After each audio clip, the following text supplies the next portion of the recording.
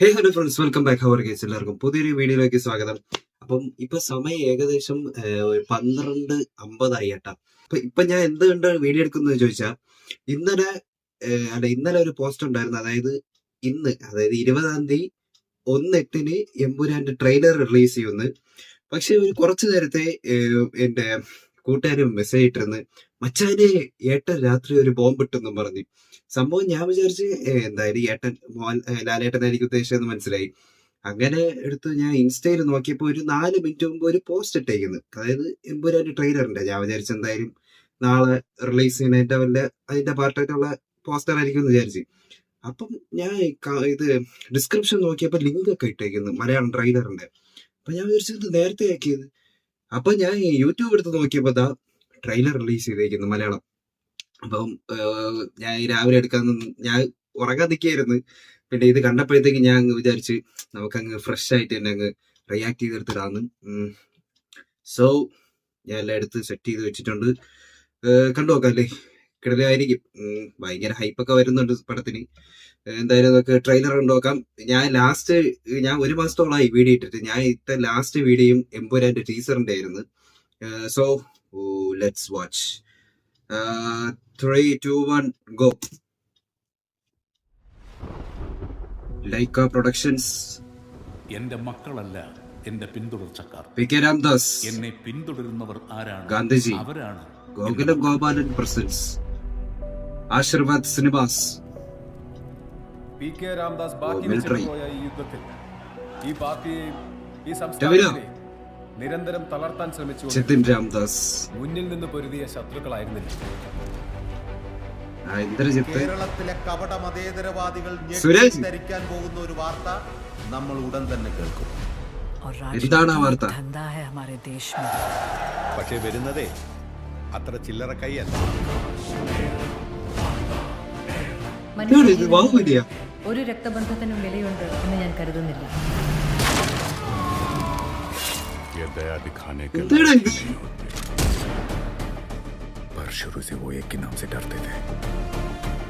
ഈ ഇവരെല്ലാം generally കേക്കെതിരാണ്. Stephen,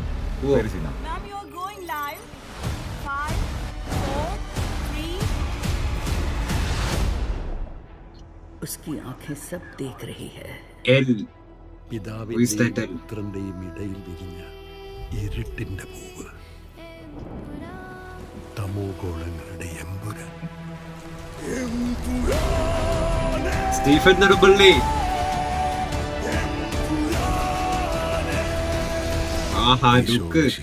സ്തുതിയായിരിക്കട്ടെ. ജാൻവി അല്ലാതെ ഇന്ന് ഈ ലോകത്ത് രക്തബന്ധം എന്ന് പറയാൻ എനിക്ക് ഒരാളേ ഉള്ളൂ അങ്കിൾ. പണ്ടെപ്പോഴും കേരള രാഷ്ട്രീയത്തിൽ വെറും ഒരു MLA മാത്രമായിരുന്ന ഒരാൾ. അയാളെ എന്തിനാണ് സാർ ഇങ്ങനെ പേടിക്കുന്നത്?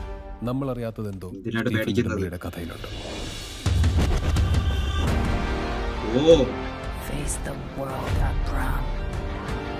ദൈവപുത്രൻ തന്നെ തെറ്റ് ചെയ്യുമ്പോൾ ചെകുത്താനെ അല്ലാതെ വേറെ ആരെ ആശ്രയിക്കാൻ?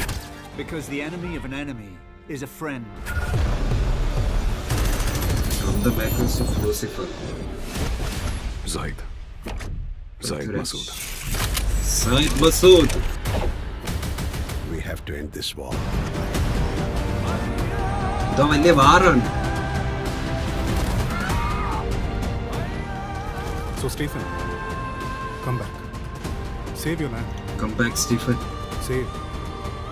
God soon. ഓടെ മറ്റേ ബാക്ക്ഗ്രൗണ്ട്, ബാക്കിൽ തീയെ കൊള്ളാൻ.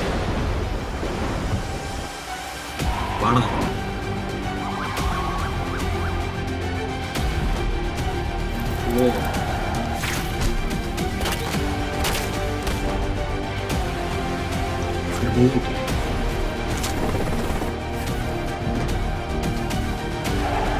Vengeance.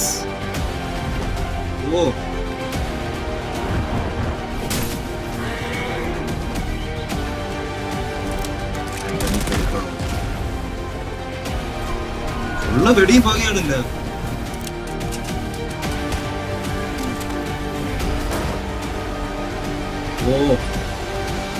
രണ്ടുപേരും, പൃഥ്വിരാജും ലാലേട്ടനും. But answer this one question. Who are you really? What is the question? Lucifer. Lucifer.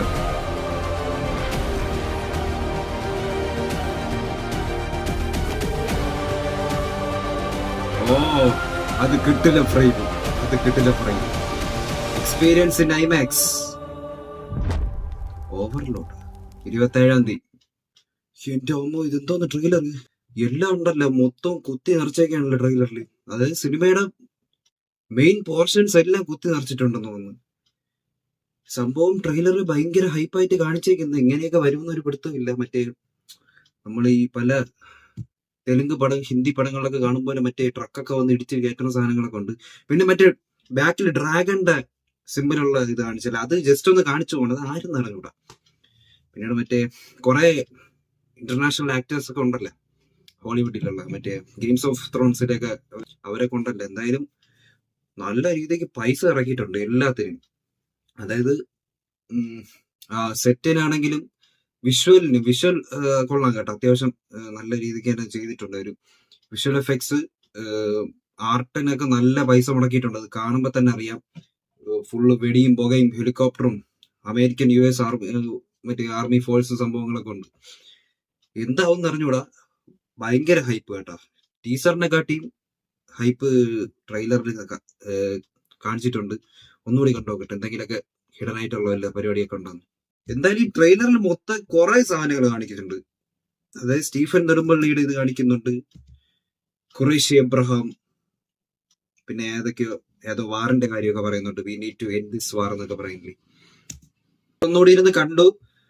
പിന്നെ മറ്റേ ഞാൻ നേരത്തെ പറഞ്ഞ ആ ഡ്രാഗന്റെ ഇത് കാണിക്കുന്നുണ്ട്. മറ്റേ ഡ്രാഗന്റെ ഷർട്ട്, മറ്റേ പോസ്റ്ററിൽ വെള്ള ഷർട്ടായിരുന്നില്ല, ഇതിലൊരു റെഡ്, ഒരു ബ്ലാക്ക് റെഡ് തീമിലാണ് അത് കാണിക്കുന്നത്. എന്തായാലും അതാരും അറിഞ്ഞോട്ട്. എന്തായാലും വിഷ്വൽ വൈസ്, ആർട്ട് എല്ലാത്തിനും നല്ല രീതിക്ക് തന്നെ കഷ്ടപ്പെട്ടിട്ടുണ്ടെന്ന് തോന്നണം. അതിനുള്ള ഔട്ട്പുട്ട് ഇതിൽ കാണാറുണ്ട്. പിന്നെ നമുക്ക് ട്രെയിലർ വെച്ച് ഇപ്പം വലിയ എല്ലാ സിനിമകളും അങ്ങനെ ജഡ്ജ് ചെയ്യാൻ പറ്റൂല. എന്നാലും കുറെ സംഭവങ്ങളല്ല, എല്ലാം മൊത്തത്തിൽ കുറെ സംഭവങ്ങൾ ഇതിൽ കാണിച്ചിട്ടുണ്ട്. മനസ്സിലായില്ലേ?